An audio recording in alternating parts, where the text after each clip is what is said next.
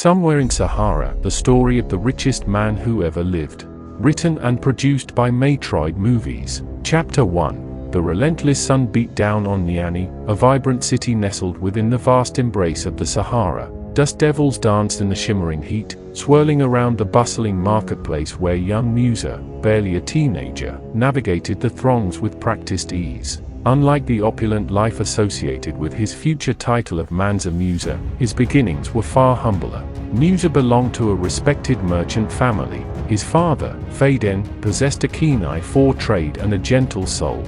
He instilled in Musa the values of honesty, hard work, and respect for all people, regardless of their social standing. His mother, Sogolon, was a pillar of strength and warmth. Her hands, calloused from years of tending their modest home and weaving intricate cloth, held a world of love and wisdom. Despite their modest circumstances, a quiet ambition flickered within Musa. He devoured stories of faraway lands, his imagination ignited by the tales of seasoned traders who frequented his father's stall. He spent hours poring over faded maps, tracing the caravan routes that snaked across the unforgiving desert, his heart yearning for adventure and the chance to etch his own mark on the world. One sweltering afternoon, as the midday sun cast long shadows across the marketplace, a commotion erupted near the city gate. A group of imposing figures, their attire rich with embroidery and gold, dismounted from their camels, their arrival causing a ripple of excitement. It was an envoy from the royal court of Mali, led by a wizened advisor named Jibril. Their arrival sent a tremor through the bustling market. Whispers spread like wildfire. The Mansa himself had summoned a young man named Musa to the grand city of Kangabar. News of the summons reached Faden and Sogolon as they knelt for evening prayers. A mixture of emotions flickered across their faces: pride for their son, a tinge of fear for the unknown, and a dawning realization that their lives, and Musa's, were about to change forever. Faden, ever the pragmatist, saw an opportunity. The Mali Empire loomed large on the horizon, a land of immense wealth and power. Perhaps, this summons was a chance for Musa to carve a brighter future for himself and for his family. Sogolon, her eyes filled with a mother's worry, held Musa close. "Remember, my son," she murmured, "no matter how grand the palace may seem, never forget the values we instilled in you. They are worth more than any amount of gold." That night, under the vast canopy of stars that glittered like scattered diamonds, Musa lay awake. The weight of the unknown pressed down on him. He was just a boy from a simple merchant family, about to step into the opulent world of the Mansa. Yet, amidst the swirling anxieties, a flicker of excitement burned brightly within him. This summons was a key, unlocking a door to a destiny he could only begin to imagine. The next morning, under the watchful gaze of his parents, Musa donned his best robes, a hint of apprehension mingling with the growing determination in his eyes. As he mounted the waiting camel, the call to adventure resonated within him. With a final wave goodbye, Musa rode off, leaving behind the familiar sands of Niani and embarking on a journey that would propel him from humble beginnings to become the richest man the world had ever known. But the path to such legendary wealth, he soon realized, would be paved with trials, both personal and political, that would test the very core of his being. Chapter 2. The journey to Kangabar, the opulent capital of the Mali Empire, unfolded like a breathtaking tapestry woven with threads of searing heat, breathtaking vistas, and an ever-present undercurrent of anticipation. Musa, still a teenager, marveled at the vastness of the Sahara, its unforgiving beauty mirrored in the endless expanse of sand dunes rippling under the relentless sun. He learned to navigate the treacherous terrain, his respect for the desert growing with each passing day. Nomadic traders, their faces etched with the wisdom of the sands, shared stories of faraway lands and whispered tales of the legendary wealth concentrated within the walls of Kangabar. As they neared the city, the landscape transformed. Lush greenery replaced the barren desert, a testament to the ingenuity of the Mali's intricate irrigation system. Grand mud brick buildings, adorned with intricate carvings and topped with gleaming gold domes, rose from the fertile plains. The sheer scale of the city overwhelmed Musa, a stark contrast to the modest life he had known in Niani. Upon entering the city gates, Musa was ushered into the opulent royal court, a kaleidoscope of vibrant colors and swirling designs. Intricate tapestries adorned the walls, depicting scenes of past glories and mythical creatures. Courtiers, adorned in silks and jewels, bustled about, their voices a low murmur against the backdrop of tinkling fountains and the melodic strains of lead music. He was presented to Mansa Musa, a man whose weathered face spoke of a life lived with both wisdom and ruthlessness. The Mansa's gaze was sharp, assessing. Musa held his breath, his heart pounding in his chest. His father's lessons on respect and composure echoed in his mind. With a practiced bow, he greeted the Mansa, his voice steady despite his racing pulse. The Mansa, impressed by Musa's composure, revealed the reason for the summons. He needed a trusted advisor, someone with a keen mind and a strong moral compass, to navigate the complex web of trade deals and political alliances that ensured Mali's continued prosperity. He saw in Musa, despite his youth, a spark of potential he intended to cultivate. Musa's days in Kangaba were a whirlwind of activity. He spent his mornings attending to administrative duties, learning the intricacies of trade routes and the delicate balance of diplomacy. He honed his skills in negotiation, learning to read the subtle cues and hidden agendas of foreign ambassadors. Evenings were spent in the company of learned scholars, their discussions ranging from philosophy and astronomy to the history of the Mali Empire and the tenets of Islam, the religion that bound the vast empire together. However, beneath the veneer of opulence, a subtle tension simmered. Whispers of discontent reached Musa's ears, hinting at a growing rift between the Mansa's trusted advisors Jibril, the wizened advisor who had brought Musa to Kangaba, and a cunning court official named Kanat. Kanat, fueled by ambition and a thirst for power, subtly undermined Jibril's influence, maneuvering himself closer to the Mansa's inner circle. Musa, ever observant, noticed the subtle power struggles unfolding around him. He learned to navigate the treacherous waters of court politics, his natural diplomacy proving to be an asset. He befriended Jibril, appreciating his wisdom and experience. Jibril, in turn, took Musa under his wing, recognizing his potential and becoming a mentor. One moonlit evening, as they strolled through the palace gardens, Jibril confided in Musa. "The Mansa's health is failing," he revealed, his voice laced with worry. "A power struggle is brewing, and Kanat is a viper, waiting for the right moment to strike." This revelation sent a shiver down Musa's spine. The fate of the entire empire, he realized, might hinge on the outcome of this hidden battle for power. As the days turned into weeks, Musa found himself drawn into the heart of this political maelstrom, his journey from the sands of Niani to the opulent heart of the empire taking a turn he could never have anticipated. Chapter 3.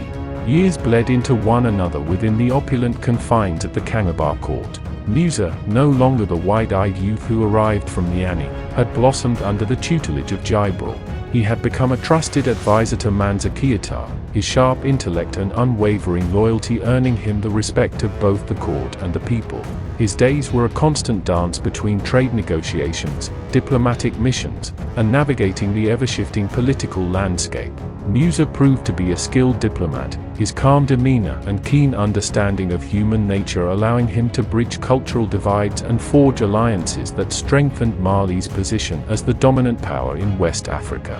One such alliance was with the Wangra traders, a mysterious group who controlled the lucrative gold trade that flowed from the hidden depths of the Bamboo Mountains. Musa, aware of their pivotal role in Mali's prosperity, embarked on a perilous journey deep into the unforgiving heart of the Mandaean heartland. There, amidst the thick jungle canopy and the watchful eyes of wary tribes, he met with the Wangra elders. Through days of patient negotiation, seasoned with gifts and displays of respect for their culture, Musa secured a favorable trade agreement. The Wangra, impressed by his sincerity and fair dealing, agreed to channel a larger share of their gold through Mali, further enriching the empire's coffers. News of Musa's success spread like wildfire, solidifying his reputation as a shrewd negotiator and a champion of Mali's prosperity. However, his triumphs did not go unnoticed by Kanat. The ambitious advisor, fueled by envy and a lust for power, saw Musa as a growing threat to his own ambitions.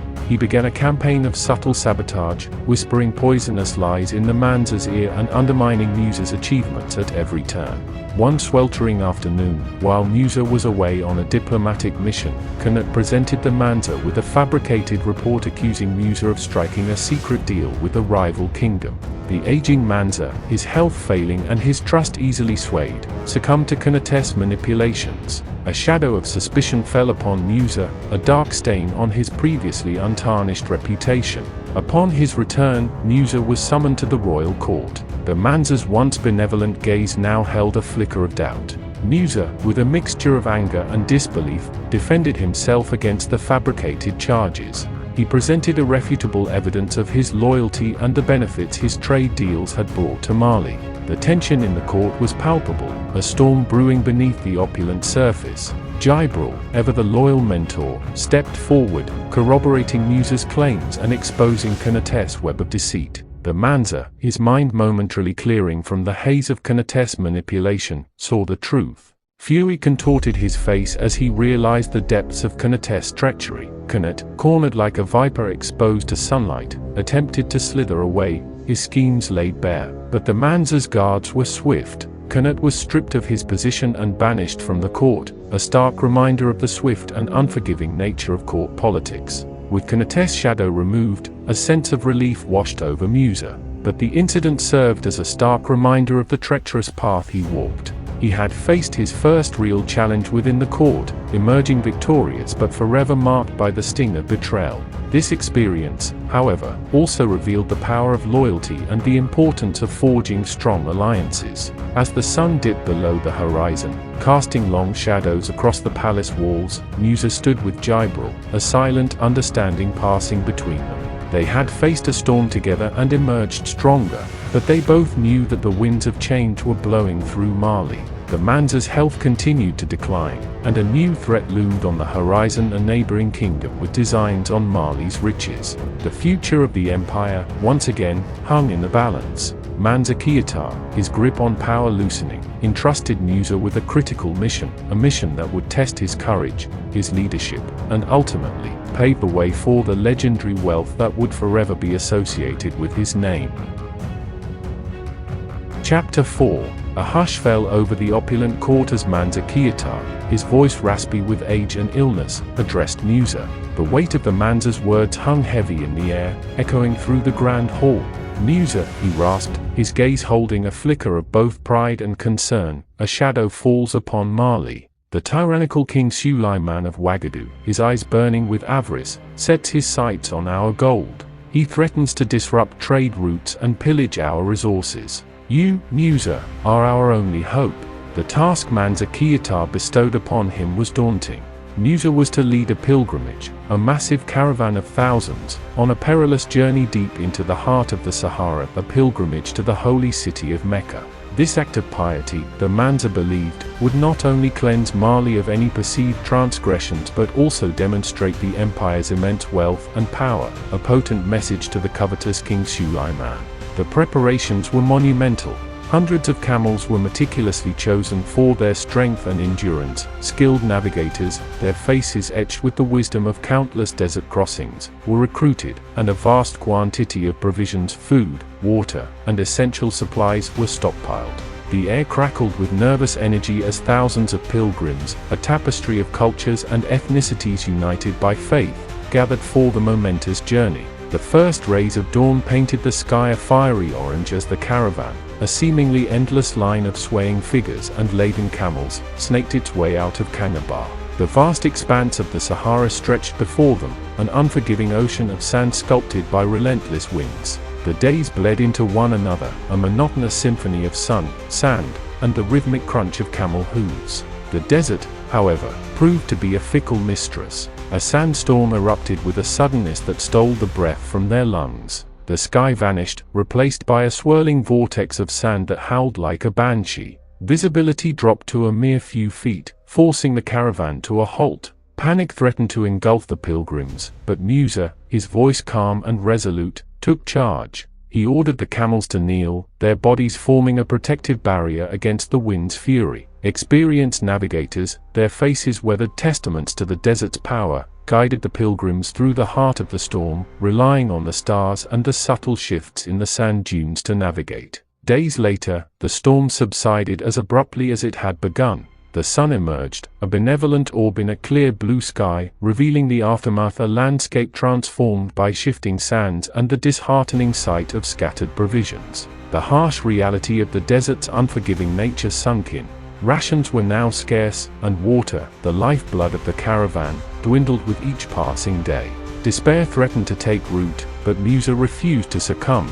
He rallied the pilgrims, reminding them of the sacred purpose of their journey. He himself set the example, enduring thirst and fatigue alongside the commoners.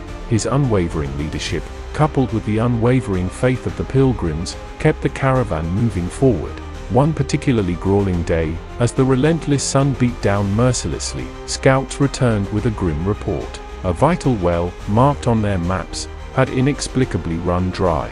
A collective gasp ran through the caravan.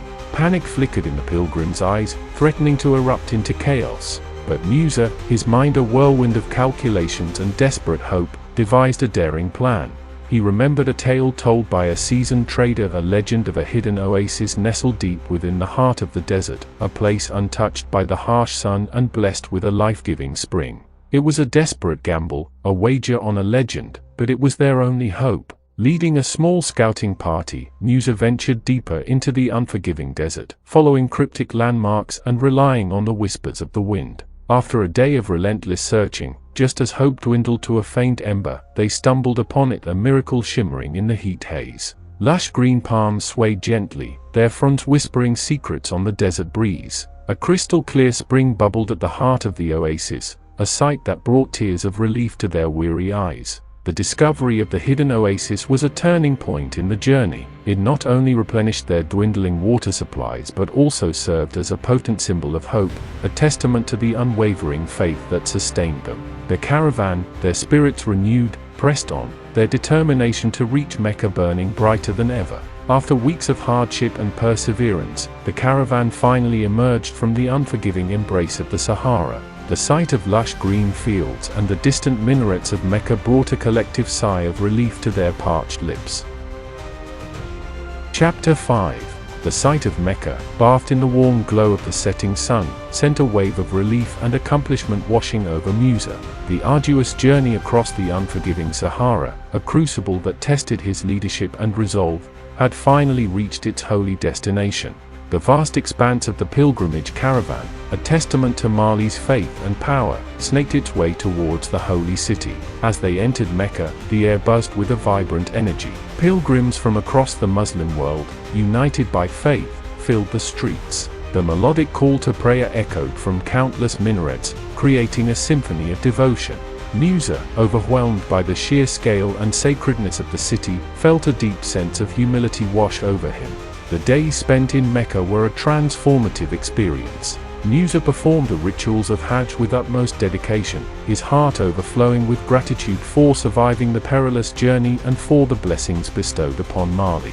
He interacted with scholars and pilgrims from far-flung lands, exchanging ideas and forging new alliances. However, a shadow lingered on the edges of his mind, the looming threat of King Suleiman. Musa knew that his mission wasn't over. He had to return to Mali and ensure its security, but upon witnessing the sheer wealth on display, opulent caravans laden with exotic goods, traders boasting of overflowing coffers, the new ambition flickered within him. He saw how his own pilgrimage, the sheer scale of the Malian caravan, had elicited gasps of awe and whispers of respect. He realized that showcasing Mali's wealth wasn't just a sign of piety, it was a potent display of power, a powerful deterrent against any who dared covet their riches. On the return journey, a new plan began to formulate in Musa's mind. He envisioned a Mali not only rich in faith but also overflowing with prosperity.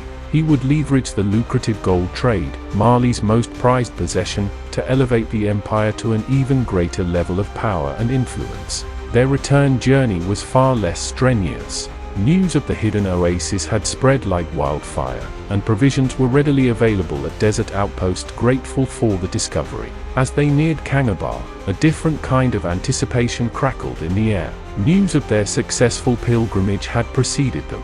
The citizens of Kanabar lined the streets, their cheers echoing through the city as Musa led the caravan through the main gates. Mansa Musa, his health further deteriorated, greeted Musa with a warm smile, his eyes filled with pride. The following days were a whirlwind of celebrations and reports. Musa recounted the hardships of the journey, the discovery of the oasis, and the awe-inspiring experience of Mecca. He also subtly planted the seeds of his newly formed ambition. He spoke of the potential to leverage Mali's gold reserves, not just for piety but also for prosperity. Mansa Musa, impressed by Musa's vision and the success of the pilgrimage, readily gave his approval. He entrusted Musa with overseeing the gold trade, a responsibility that would propel him to the forefront of the Malian economy. Thus began Musa's rise to legendary wealth. He implemented innovative trade strategies, forging partnerships with merchants across North Africa and beyond. He established secure trade routes,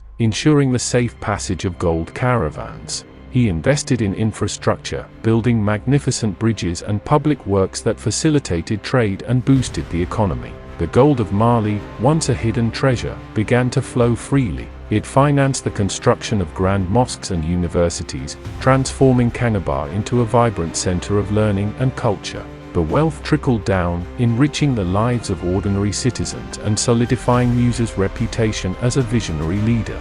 However, the true impact of Musa's ambition was yet to be fully realized. The first glimmers of gold, a trickle that would soon become a torrent, had begun to reshape Mali's destiny, forever etching Musa's name in the annals of history as the richest man the world had ever known.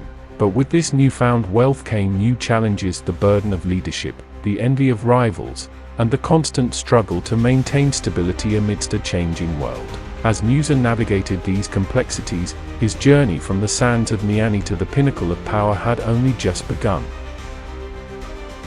Chapter 6. The years following Musa's return from Mecca unfolded like a shimmering tapestry woven with threads of prosperity and growing unease. His vision for leveraging Mali's gold reserves had blossomed into a reality that surpassed even his own expectations. Gold, once a rare commodity, flowed freely from the Bambouk Mountains, filling the imperial coffers and transforming Kanabar into a dazzling spectacle of wealth. Musa, now a central figure in the Malian court, spearheaded a series of ambitious projects. Grandiose mosques, their minarets piercing the azure sky, replaced modest prayer houses. Universities hummed with the vibrant discussions of scholars, attracting the brightest minds from across the Islamic world. Public works projects, funded by the ever-increasing flow of gold, sprung up across the empire, improving irrigation systems, building sturdy bridges, and fostering trade. News of Mali's newfound opulence spread like wildfire on desert winds, reaching the ears of envious rulers in neighboring kingdoms. King Suleiman of Ouagadougou, the initial impetus for Musa's pilgrimage, simmered with renewed anger. He saw Mali's wealth not as a display of piety but as a brazen flaunting of power, a challenge to his own authority. Closer to home, whispers of discontent began to snake through the opulent corridors of the Kanabar court. Kanat, the banished advisor, fueled by a thirst for revenge, had resurfaced, subtly manipulating the minds of some within the court. He painted Musa as a power-hungry man, one who used the wealth meant for the people to line his own pockets and aggrandize himself. These whispers, though faint at first, found fertile ground amongst some nobles who resented Musa's meteoric rise to power. Undeterred, Musa embarked on a series of strategic trade missions. He traveled north, forging alliances with powerful Berber merchants who controlled the lucrative trade routes across the Sahara. He ventured east, establishing diplomatic ties with the Mamluk Sultanate in Egypt, a move that would have unforeseen consequences in the years to come.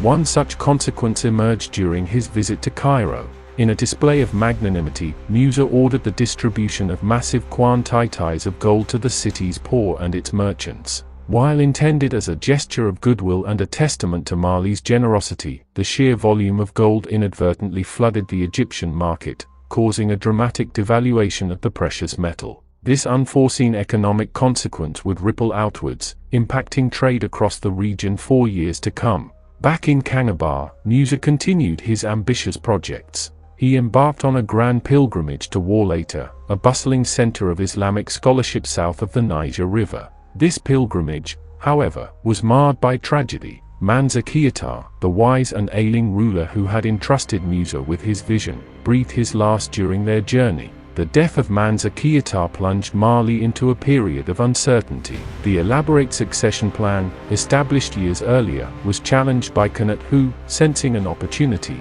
manipulated a faction of disgruntled nobles to support a rival claimant to the throne. Musa, his leadership tested for the first time, found himself embroiled in a bitter political struggle.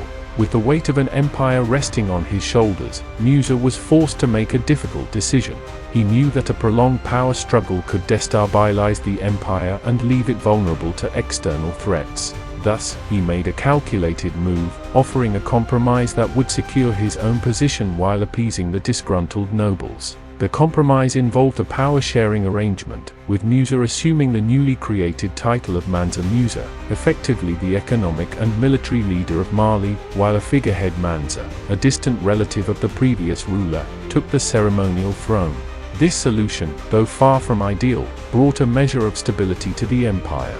As Mansa Musa, his reign officially commenced, he knew the path ahead wouldn't be easy. He faced the challenge of consolidating his power, navigating the treacherous web of court politics, and mitigating the unintended consequences of his economic endeavors. But most importantly, he had to address the growing threat posed by King Suleiman of Ouagadougou, a threat that could erupt into a devastating war and cast a long shadow over the future of Mali's golden age. Chapter 7. The weight of the golden crown, a symbol of both immense power and daunting responsibility, pressed heavily upon Mansa Musa's brow. His ascension to the newly created position was a testament to his leadership and shrewd political maneuvering, but it also placed him squarely in the crosshairs of simmering tensions. The whispers of envy, once faint, now roared like a desert wind, fueled by Kanut's relentless machinations. Kanut, the viperous advisor banished years ago, had slithered back into the court, exploiting the vulnerability exposed by Mansa Musa's death. He preyed on the anxieties of the nobles, whispering tales of Musa's ambition and painting him as a usurper who hoarded wealth for himself while neglecting the needs of the people. These poisonous lies found fertile ground amongst some nobles who resented Musa's meteoric rise and the perceived dominance of his economic reforms. However, Mansa Musa possessed a keen understanding of the political landscape. He knew that a public display of strength was necessary to quell dissent and deter potential rivals. Thus, he embarked on a series of strategic actions designed to consolidate his power and showcase his commitment to Mali's continued prosperity. First, he addressed the immediate threat posed by Kanut. Through a network of loyal informants, Mansa Musa unearthed irrefutable evidence of Kanut's manipulation and his clandestine meetings with King Suleiman of Ouagadougou. With this evidence in hand, he exposed Kanut's treachery before the entire court. The once powerful advisor, stripped of his influence and standing, was banished once more, this time permanently, a stark warning to any who dared to challenge Mansa Musa's authority. Next, Mansa Musa turned his attention to the economic concerns that had taken root. He understood the unintended consequence of his gold distribution in Cairo and its impact on the value of the precious metal. He implemented a series of calculated measures to stabilize the gold market, reassuring traders and merchants within Mali and beyond. He also focused on bolstering the internal economy. He invested in infrastructure projects that improved agricultural production, ensuring food security for the people. He commissioned the construction of elaborate irrigation systems, transforming arid lands into fertile fields. These initiatives, coupled with a reduction in taxes for ordinary citizens, aimed to solidify his reputation as a leader who cared for the well-being of his people. However, the greatest threat to Mali's golden age loomed on the horizon. King Suleiman of Ouagadougou. Enraged by Mali's growing wealth and increasingly envious of Mansa Musa's power, Suleiman yearned to plunder Mali's gold reserves and establish himself as the dominant ruler in the region. He amassed a vast army, a formidable force composed of skilled warriors and mounted archers, their eyes glinting with avarice. News of Suleiman's war preparations reached Kanabar, sending tremors of fear through the city. Mansa Musa, ever the pragmatist, knew that a direct military confrontation could be devastating. Mali, despite its newfound wealth, had not yet built a formidable standing army. He sought counsel from the empire's wisest advisors, men steeped in history and versed in the art of diplomacy. Among them was Jibril, Mansa Musa's trusted mentor, his face etched with the wisdom of many seasons. Jibril, his voice raspy but firm, suggested a daring and unconventional strategy, a strategy that relied not on brute force but on a clever manipulation of Suleiman's greed. Intrigued, Mansa Musa listened intently as Jibril unfolded his plan. It was a gamble, a high-stakes game that could bring either resounding victory or crushing defeat. But with Mali's future hanging in the balance, Mansa Musa knew he had no choice but to take a chance. He would use Mali's greatest asset, its gold, not to buy weapons but to buy peace, to outsmart his enemy, and to secure Mali's place as the undisputed Golden Kingdom. Chapter 8. Mansa Musa's opulent court buzzed with nervous energy. News of King Suleiman's approaching army, a relentless tide of steel fueled by avarice, had cast a long shadow over Kanabar. Advisors huddled in hushed tones, strategizing defense plans and contemplating the unthinkable, a direct confrontation with Wagadu's formidable military force. However, Mansa Musa, his gaze resolute, held a different plan close to his chest. He had heeded the wisdom of Jibril, his trusted advisor, and devised a daring strategy that relied not on swords but on a calculated manipulation of King Suleiman's greed.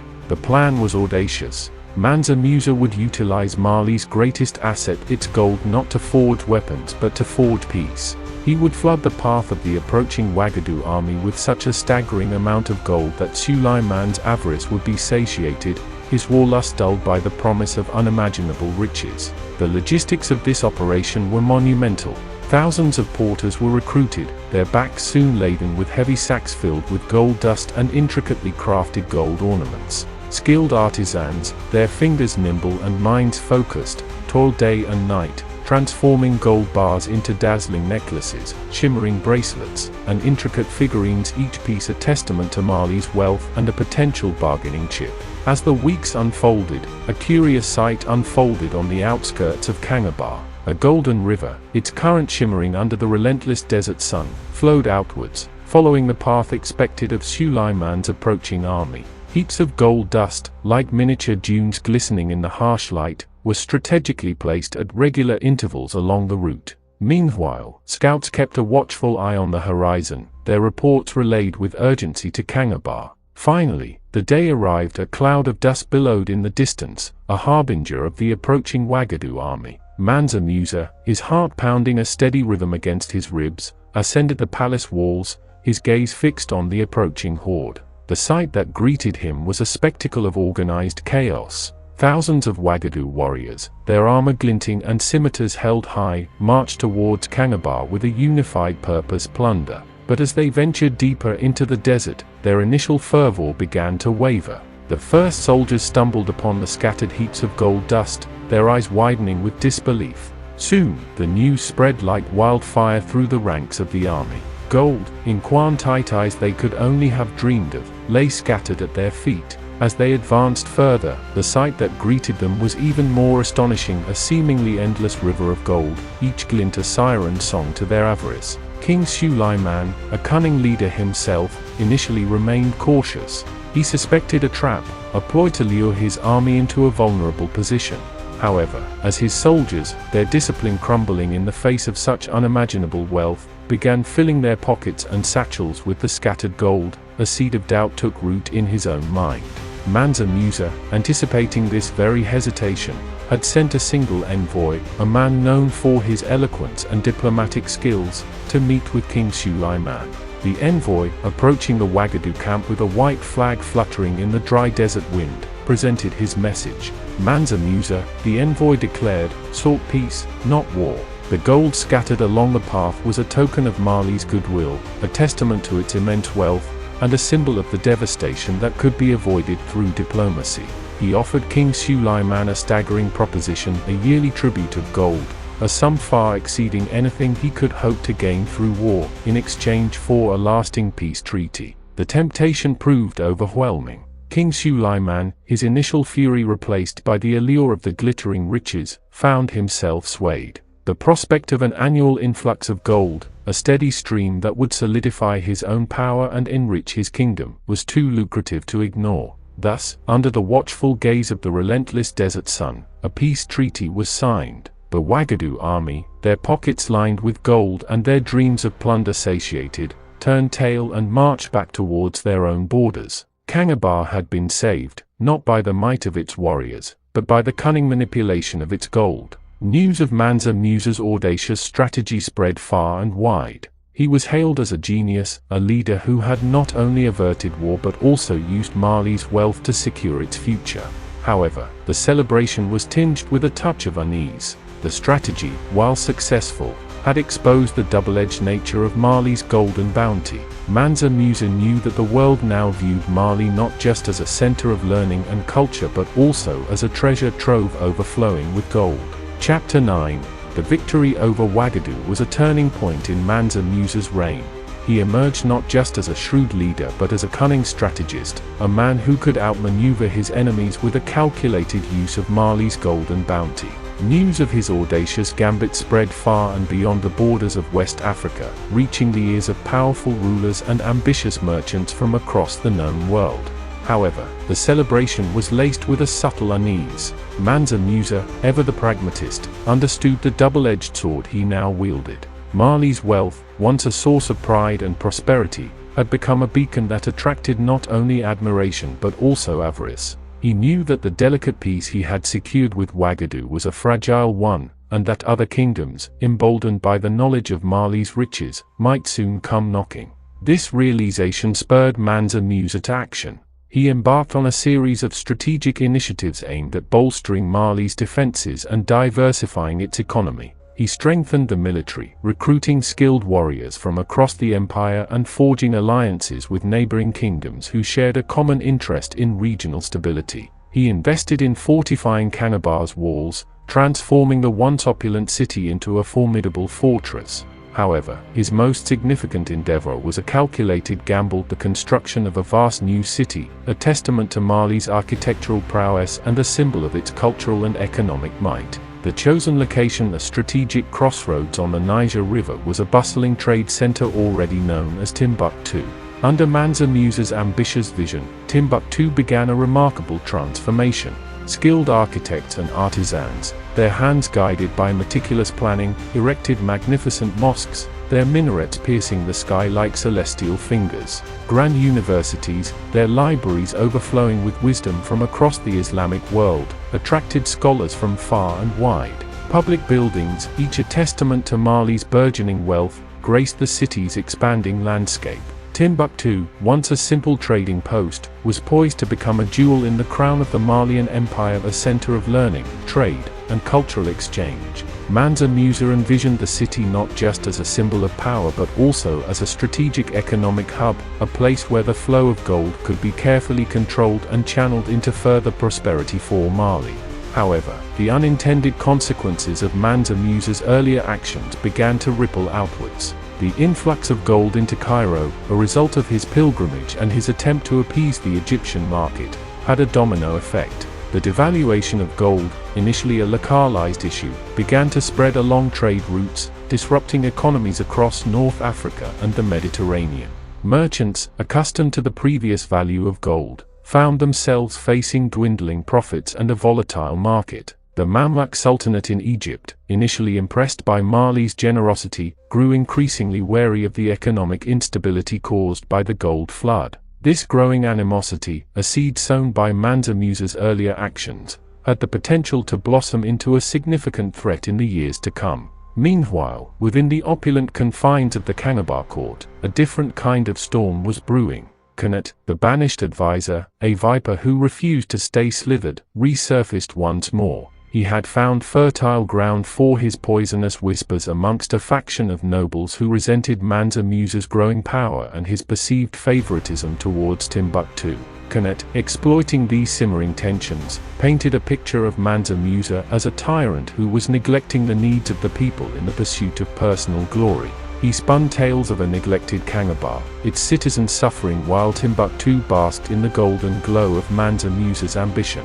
These whispers, though initially dismissed, found a sympathetic ear in the court of the recently appointed figurehead Mansa, a distant relative who felt increasingly sidelined by the true power wielded by Mansa Musa. Mansa Musa, now facing threats on multiple fronts: external enemies emboldened by Mali's wealth, a volatile gold market, and a burgeoning internal conflict, knew that his leadership would be tested in the fires of adversity. He would have to navigate this complex landscape with the same shrewdness and strategic brilliance that had brought him to power, ensuring the continued prosperity and stability of his golden empire. Chapter 10. The once unified court of Kangaba now hummed with a discordant melody. Mansa Musa, burdened by the weight of his crown, found himself grappling with challenges that threatened to unravel the very fabric of his golden empire. External threats loomed large, with envious kingdoms eyeing Mali's wealth with avarice. Internally, Khanet, the banished serpent, had slithered back into the fold, his venomous whispers poisoning the minds of some nobles and the figurehead Mansa. Mansa Musa, ever the pragmatist, understood the need for decisive action. He addressed the external threats first, dispatching skilled diplomats to forge alliances with neighboring kingdoms. He offered lucrative trade deals and strategically placed gifts, a calculated use of gold not to buy peace but to foster a sense of mutual benefit. These efforts, while requiring a steady stream of gold, helped to establish a fragile web of alliances, temporarily deterring any immediate military confrontations. The internal conflict, however, proved to be a more delicate dance. Khanet, a master manipulator, had skillfully exploited the discontent simmering amongst some nobles. He preyed on their anxieties about Mansa Musa's growing power and his perceived neglect of Kangaba in favor of the burgeoning city of Timbuktu. Mansa Musa, recognizing the need for a multifaceted approach, addressed the concerns head-on. He initiated a series of public works projects within Kangaba, ensuring the city retained its grandeur and that its citizens benefited from Mali's prosperity. He commissioned the renovation of markets, the expansion of public utilities, and the beautification of public spaces. These projects, a tangible display of his commitment to the empire's capital, served to quell some of the dissent.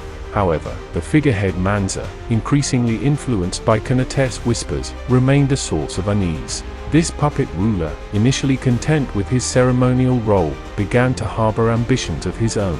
Fueled by Khanet's manipulation and a distorted sense of entitlement, he began to challenge Mansa Musa's authority, his pronouncements echoing with a newfound defiance. Mansa Musa, ever the strategist, opted for a temporary solution, a power-sharing agreement that granted the figurehead Mansa a semblance of control over ceremonial matters while solidifying his own hold on the true reins of power. This uneasy compromise, while far from ideal, brought a measure of stability back to the court, allowing Mansa Musa to focus on the empire's long-term well-being. Meanwhile, in Timbuktu, the jewel in Mansa Musa's crown, a different story unfolded. The city, fueled by the steady flow of trade and the influx of scholars, blossomed into a vibrant center of learning and culture. The fabled University of Sankara, its halls overflowing with knowledge seekers, attracted scholars from across the Islamic world. Its vast library, meticulously curated by Mansa Musa himself, became a repository of wisdom, housing ancient manuscripts and groundbreaking texts from across the known world. Timbuktu, as Mansa Musa envisioned, transcended its role as a mere trade hub. It became a beacon of intellectual and cultural exchange, fostering dialogue and collaboration between scholars of diverse backgrounds. This flourishing of knowledge, a direct consequence of Mansa Musa's vision and investment, solidified Mali's place not just as a wealthy empire but also as a center of intellectual and cultural power. However, the challenges Mansa Musa faced were far from over. The volatile gold market, a consequence of his earlier actions, continued to create economic ripples across North Africa. The Mamluk Sultanate in Egypt, once a potential ally, grew increasingly wary of the economic instability caused by the influx of Malian gold. This simmering tension, coupled with the Sultanate's own ambitions in West Africa, had the potential to erupt into a full-blown conflict in the years to come. As Mansa Musa surveyed his empire, its bustling cities, its burgeoning economy, and its flourishing centers of learning, a sense of both accomplishment and wariness settled over him. He had steered Mali through turbulent waters, securing its place as a golden kingdom. But he also knew that the road ahead was fraught with challenges, external threats, internal dissent, and the ever-present risk of economic volatility. Mansa Musa, the man who had transformed Mali from a wealthy kingdom to a golden empire, now faced a monumental task, ensuring his legacy wouldn't crumble under the weight of its own gold. He had to navigate the treacherous political landscape, address the concerns of his people, and find a way to stabilize the volatile gold market, all while safeguarding Mali's future as a beacon of prosperity and knowledge. Chapter 11. The desert wind whispered tales of change through the bustling streets of Kangaba. Mansa Musa, his once youthful vigor etched with the lines of experience, surveyed his empire with a mix of pride and apprehension. He had transformed Mali from a land of hidden riches to a golden colossus, a beacon of wealth and learning that shimmered in the heart of West Africa. Yet, the weight of his crown grew heavier with each passing day. The external threats remained ever present. Kingdoms emboldened by Mali's wealth continued to cast envious glances, their whispers of war carried on the desert winds. The Mamluk Sultanate in Egypt, their initial awe replaced by suspicion, now viewed Mali's economic dominance with a wary eye. The fragile web of alliances Mansa Musa had meticulously woven held for now, but a single spark could ignite a devastating conflict. Internally, the embers of dissent still flickered. Khanet, the banished serpent, though silenced for the time being, continued to slither in the shadows, his venomous whispers finding fertile ground amongst a faction of disgruntled nobles. The power-sharing agreement with the figurehead Mansa offered a semblance of stability, but it was a precarious arrangement that could crumble at the slightest provocation. However, amidst these challenges, glimmers of hope remained. Timbuktu, the city built on Mansa Musa's vision, had blossomed into a vibrant reality. The University of Sankara, a testament to his dedication to learning, hummed with intellectual fervor.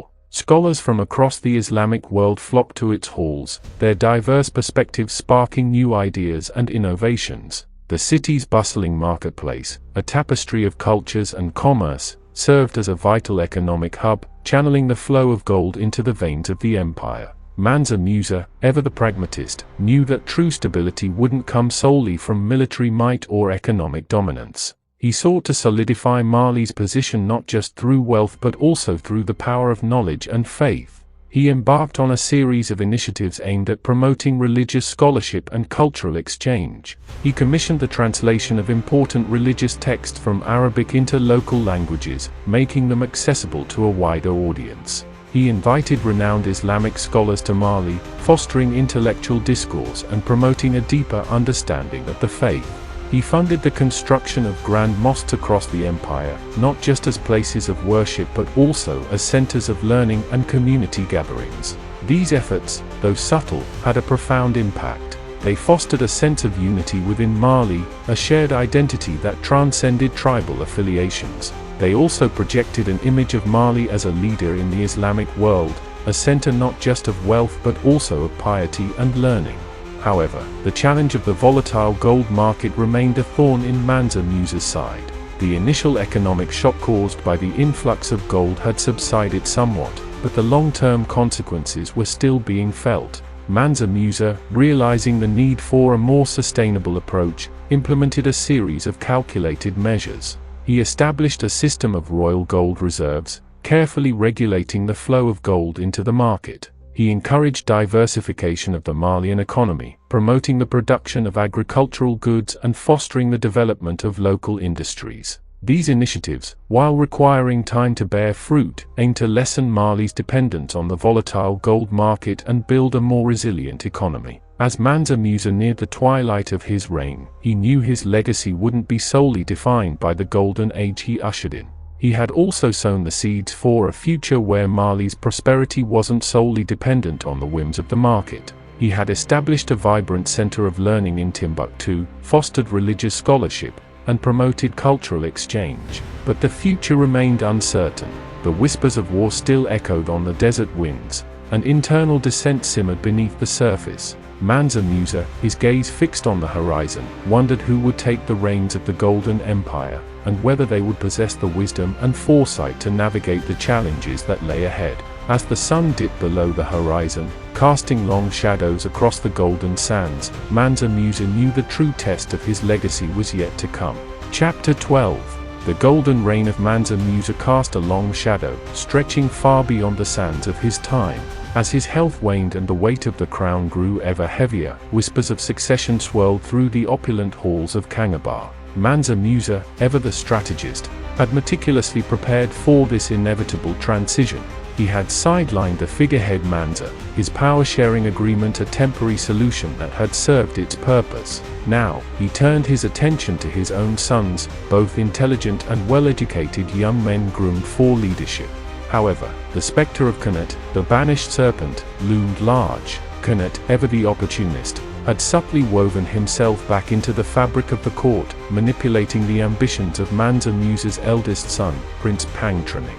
Pangtraning, a man of quick temper and a thirst for absolute power, fell prey to Khanate's poisonous whispers. Khanate painted a picture of Mansa Musa as a weak ruler, one who had squandered Mali's wealth and left the empire vulnerable to external threats. He stoked Pangtraning's ambition, urging him to seize the throne before it was too late. Mansa Musa, sensing the growing tension, decided to act. In a grand ceremony held in the heart of Kangabar, he officially declared his second son, Mansa Suleiman, as his heir apparent. Mansa Suleiman, known for his calm demeanor and shrewd intellect, was a stark contrast to his elder brother. He possessed the temperament and skills necessary to navigate the complex political landscape that awaited him. However, Pangtraning, fueled by Khanate's manipulation, refused to accept his father's decision. He rallied a faction of disgruntled nobles, their discontent a tinderbox waiting for a spark. The once unified court fractured along the lines of succession, plunging Mali into a period of uncertainty. Mansa Musa, his health failing rapidly, witnessed the seeds of discord he had strived to prevent begin to blossom.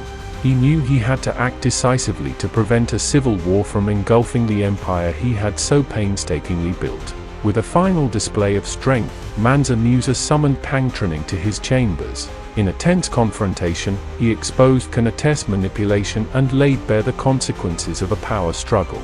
He reminded Pangtraning of Mali's precarious position, surrounded by envious kingdoms and grappling with a volatile gold market. A civil war, he warned, would shatter the fragile stability and leave Mali vulnerable to its enemies. Pangtraning, shaken by his father's words and the weight of the potential consequences, ultimately relented. He pledged his loyalty to Mansa Suleiman, his voice heavy with a mixture of resentment and resignation. Khanate, his final gambit foiled, was banished once more, this time permanently, his poisonous influence finally eradicated from the court. Shortly after this pivotal confrontation, Mansa Musa breathed his last, leaving behind a legacy that shimmered like the gold that had defined his reign. He had transformed Mali from a wealthy kingdom into a global power, a center of learning and cultural exchange. He had navigated treacherous political landscapes, quelled dissent, and fostered a golden age that would be remembered for generations to come. Mansa Suleiman, burdened by the weight of his father's legacy, ascended the throne.